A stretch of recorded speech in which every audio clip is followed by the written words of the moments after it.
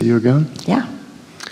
I've been studying you about 15 years now. Yeah. And things are going very well. In fact, I was hoping I could tell you how well things are going. So,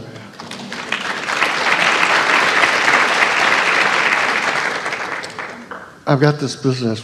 Every time you feel exhilaration, we know. We know they're going well, sometimes before you even know they're going well, but we really like it when you know they're going well. So you wanted to tell us that you know they're going well, and we already knew they were going well, but we like hearing it from you because we like you knowing that they're going well. Yeah. I realized they were going well for a long time before I realized they were going well. And my business, That's the most important statement of this day.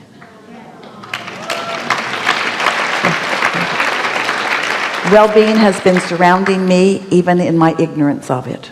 Yeah. Yes. And so the business, I was afraid I might not be able to come today because the business that I have, we're expanding the space and we're able to break through the back wall and double the space. I mean, what were the odds of that? And I'm 100%, but but then that's just us. We've got a sort of special point of view. It's just and things are going so well. I had a show of my work. You know, I checked the bank account, got $15,000 in the bank account, and it's just, you know, when I started with you 15 years ago, I would listen to the tape, and they were tapes back then, and be good for 15 minutes, and it's like a slow flat tire. And now things are going so much better, and I've got 120 hours of people being helped a week with neurofeedback, and I'm just running it. And I'm there about 3 hours a week, and I'm able to do my artwork. I'm able to do these other projects. Are you explaining to us that through your connection you've leveraged your time in a productive way? Yes. Yeah. And I was so looking forward to telling you that. Yeah. Yeah. And what I'm wondering is, some people don't get back to me, and I'm not sure at a certain point, should I call them up and go, you know, you said it was 2 weeks, it's been 6 weeks, you know, where are we at? The question that you want to ask yourself is, what influence are you under when you notice they haven't called you back? Well, here's where I'm at. Well, now we ask you a question. We think you should answer. I'm not sure how to answer. Well, if you flash back on that feeling of wanting to call someone, was it from a place of anxiety or from a place of eagerness? You can tell by the way you feel what influence you're under when you want to make the call. Yeah. Is it shortage consciousness, or is it anticipating wonderful things? Is it about your desire to co-create with them, or is it about irritation or even concern? Irritation. Yeah, so don't call them. Okay. Because no good's going to come from that. You'll just make them defensive and make them explain things and make them practice not calling you longer in their vibration. Interesting that you're bringing this up, but we want to give this to you because sometimes an example, it fleshes things out in a powerful way. So Esther heard from someone who heard it from someone who heard it from someone that her man who cleans her swimming pool on the property where the offices are in Texas hadn't been coming, and it was a problem. And the person who talked to the person who talked to the person was wondering if they should look for someone else. This information came to Esther while she was flying high. She had such a sense of well-being that was surrounding her that when that information came to her, it didn't come directly from a person. It was diffused because it came from this person who had heard it from this person who had heard it from this person. And so it was just this little soft light thing. So Esther just hung up the phone and touched his number on her iPhone and got his voice message, and she said, "Hey, it's Esther. I haven't talked to you in a long time. I understand that you haven't been around for a little while, and that's okay. That magnificent pool is promoting itself pretty well, but just want to make sure everything's good with you. Give me a call when you got a minute to talk, and all's good here."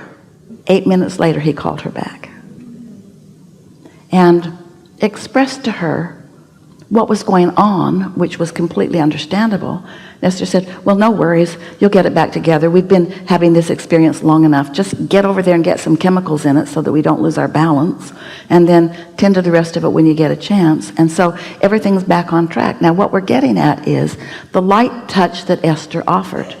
She wasn't worried, she wasn't mad, she wasn't disappointed. She wasn't trying to get any strong behavior from him. She just was making contact just to renew their positive relationship. You see what we're getting at? Yeah. But it was easy for her to do that because she was all tuned in, tapped in, turned on anyway. She wouldn't be able to do anything else. And isn't it nice that the universe brings information to you in meaningful times when you're feeling like that, so that the inspiration, in other words, every word out of Esther's mouth, they talked for 45 minutes. And he said, this is the best conversation I've ever had. I wish that I'd called you 2 months ago.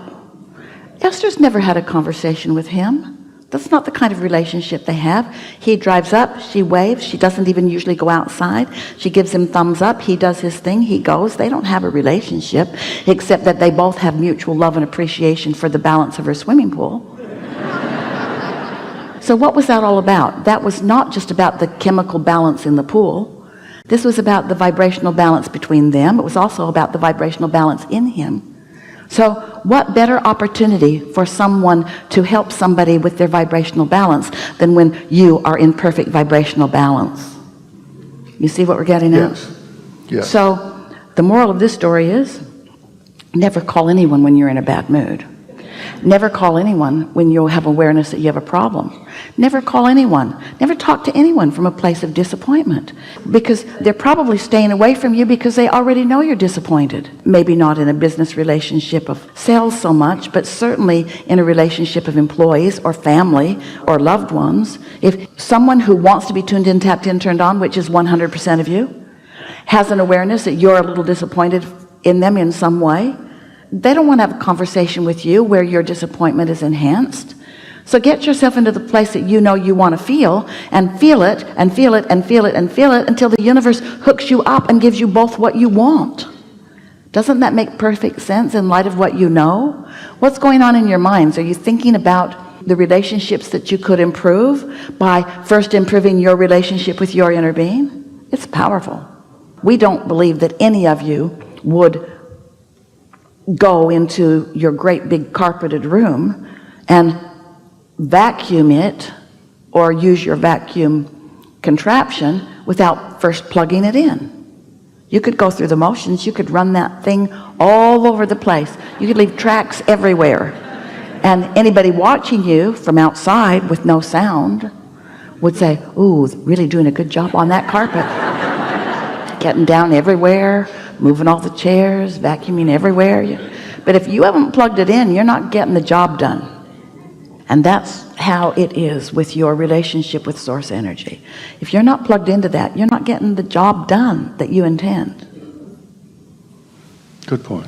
I was having a meeting somebody on Monday, and he doesn't return his phone calls. I want to give him this nice piece of business, but sometimes he doesn't return phone calls for 3 days. You know what? The people that are the busiest are those that you most want to be in business with. In other words, if somebody is just sitting around waiting for somebody to call them so that they can call them back, they might not have a lot going on. But somebody who's got a lot going on is someone that when you partner up, they're going to focus with you. Don't make up stuff to support your worry. Make up stuff to support your desire. Haven't you heard the expression? We know you've lived it. If you want something done, find a busy person and ask them to do it. Don't ask somebody that doesn't have anything to do it. They won't get around to that either. And so he doesn't return his phone calls. It may be because he wants to make the calls. It may be that he wants to get all of his ducks in a row first. It may be that he's waiting for more inspiration. It may be that he's not tuned in, tapped in, turned on, and he's not feeling inspiration from source, and so this isn't a good time for you to rendezvous with him. It may be that your inner being's talking to his inner being, and your inner being is telling his inner being, wait until he's in a good mood and then ask him to answer this call. We're not kidding. Do you want somebody to call you and say, oh yeah, I've been meaning to get back to you? No. The answer to your question is no. If you push someone for an answer before they are in alignment and before they're ready to give you something that they want, they will always tell you no. Give them a chance to say yes, which means give them a chance to line up. But there's this thing that humans do, and we love you so much. We don't mean humans, we mean humans. We mean it's this thing that humans do, especially in sales, where you believe that you want to get hold of someone and you want to hold them tight, because if you don't hold them tight, they're going to wiggle away from you and you're going to lose your opportunity. That's the basis of what most people believe in sales. And you know what that really is? The more you hold them, the more they squirm to get away, because what they really want is the freedom to choose. And when you've got an intention for someone and you hold them tight, they want to wiggle away. They'll wait to return. They'll wait. The attitude that you want to have about that is that I have something so good for you that's going to enhance your experience so much, and when the timing is right for you, I know that we'll make contact, and meanwhile I wish you well in whatever it is that you've got going on. Okay. Don't you know that from yourself? Have you ever had somebody after you to make a decision? Doesn't matter who it is. Maybe it's a lover. When someone's after you for a decision that you're not ready to make, don't you want to run from them? Don't you tend to give them lip service? Don't you make up stuff? My dog ate my homework kind of stuff. You just make stuff up. But if you're tuned in, tapped in, turned on, and you're in vibrational alignment with your inner being and therefore with their inner being, when the timing's right, you'll get the impulse. They might only be in a good mood 1 hour out of every day. That's when the impulse will hit you to call them. But if you're worried about them not returning your call and you feel like you should call them, you'll call them at a bad time every time, and you should see their phone. You should see all the people they don't call back. And it's not personal. It's what overwhelmment feels like. It's everybody wanting something from me that I'm not ready to give. That's what that feels like. But everybody has desires, and everybody has desires that could dovetail with yours.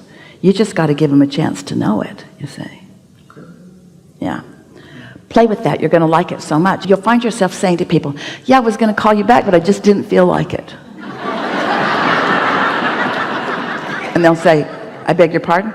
Yeah, I kept feeling like I should call you, and then I realized it's because I was worried about you, or I was disappointed or something. And so I've got in the habit of never calling anyone unless it feels like a really good idea to call them. And so it's been a few months, but here I am. They'll laugh, they'll get it, and they'll say, yeah, I've been really busy. I broke my foot, or I went bankrupt and now I've recovered. Or. Yeah. Enough? I think so. Can I fine tune in any way that I'm not aware of? Things seem to be going really well. I'm just wondering, since we're both here. Yeah, you're trying too hard. Okay. You're a little too action-oriented. All right. You're not operating only from inspiration. Okay. You're operating out of habit of what good businessmen do. Some of it's good advice to yourself and some of it isn't. But all of it falls under the umbrella of trying a little bit too hard. And what that falls under the umbrella of is wanting to be productive and effective and a good businessman, rather than wanting to be happy and free and flowing and experiencing the assistance of the universe. And what that's under the umbrella of is, I need to prove myself to someone as compared to those that I don't need to present a good image to already love me. Hear that? If you're trying to perform for the accolades of others who might watch you, humans do that all the time, but your inner being is not asking for that from you. And it's hard for you to make that transition. It's hard to accept that my inner being adores me no matter what.